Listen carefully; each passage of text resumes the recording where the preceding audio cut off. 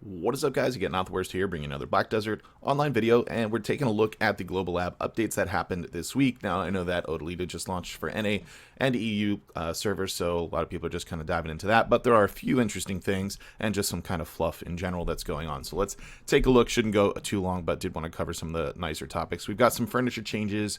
Furniture items can be obtained by killing sea monsters that have been added to it. We get a couple of pictures thrown out there. Looks interesting, but again, it's furniture, so there's that. We've got a new ranch added to Kama Sylvia. The Kama Sylvia queen, Berlina Onet, accepted an appeal from a resident of Grana and began operating a ranch with cows from her ally Calphion. Wonder if my ex-wife's in there. Red Battlefield changes. The Red Battlefield Black Desert team position and respawn position have been improved, so that's not too close to the wall. And then what I did want to at least touch on here, we have a couple changes to Aakman and Hystria, or rather some updates to it, as well as some gatekeeper updates too. So for Aakman, a quaint ancient mechanism has been restored at the Aakman's temple. This ancient mechanical device is normally hidden and activates when an intruder appears. When a monster is defeated in the Aakman temple hunting ground, there is a chance that the Dark Condenser appears and operates. Dark Condenser accelerates as time passes, and after a certain period of time causes a wide area explosion, causing damage to nearby adventurers. If the Dark Condenser is destroyed before exploding, a defense reduction debuff is applied to the nearby monsters. And then for Hystria, we've got the emergency alert system that did not work in the ruins of Hystria is restored and restarted. A little bit different than how the Aakman thing works. When killing a monster in the Hystria ruins hunting ground, there's a chance that the emergency alert tower will appear and operate.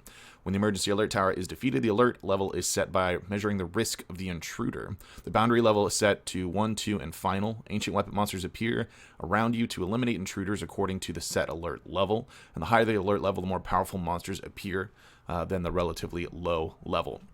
For these gatekeeper changes, we got the gatekeeper of the Crescent Temple. Nagas, Fogans, and Kadri have been completely absorbed the power gained through the blood ritual of Argos. Through the power acquired through blood consciousness, the guards use more threatening attacks. If you receive extreme damage, you'll have a chance to overcome death and move to your own area located nearby to recover. If a certain amount of time passes in your area and the gatekeeper recovers sufficiently, the trace will disappear, but you can obtain loot if you defeat the gatekeeper before that. If you defeat the stronger gatekeepers, you can obtain more valuable rewards, including mysterious glyphs. As the power of the guards has increased, the time it takes to appear intact again after killing has also increased, improved so that a message is displayed to nearby adventurers when the gatekeeper appears. Now, we've also got an update to Gorgo's Nightmare. This has not launched on our servers yet. This is a mechanic for a two-man mechanic type thing using some statues that was introduced a while back on the global labs, and it's kind of been there ever since. So it looks like they're still tweaking that a bit. Along with Gorgo's Nightmare, the power of the Basilisk Guardian who emerged from the Basilisk lair began to permeate the nearby basilisks.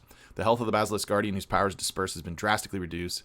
Basilisks that have absorbed the power of the Basilisk Guardian have been transformed into Basilisk Guardians, and when using Gorgo's Nightmare Summon Scroll, Basilisk Guardian appears in succession up to 5 times. Basilisk Guardians have to deal with them alone as the black energy amplifies and becomes very powerful when fighting multiple adventurers. The Petrifying Trainer appearing in Gorgo's Nightmare has been modified so that the knockback status does not apply when attacking. In Gorgo's Nightmare, it's been improved so that you can obtain Basilisk Scales when you defeat Basilisks that appear around the stone statue and the Guardian. In Gorgo's Nightmare, if there are no adventurers dealing with the Basi Guardian that appears after destroying the giant statue, the Guardian, along with the statues, will scatter into the nightmare and disappear.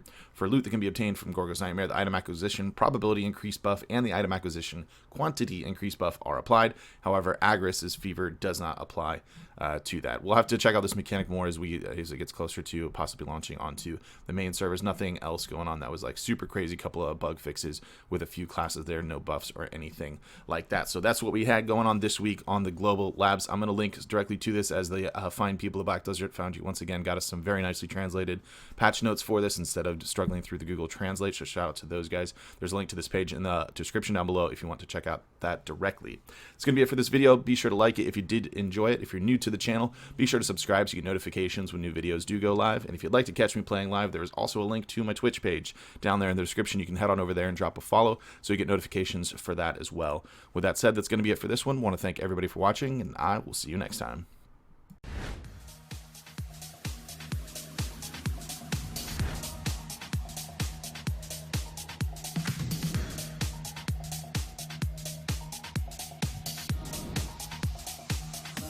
We'll be right back.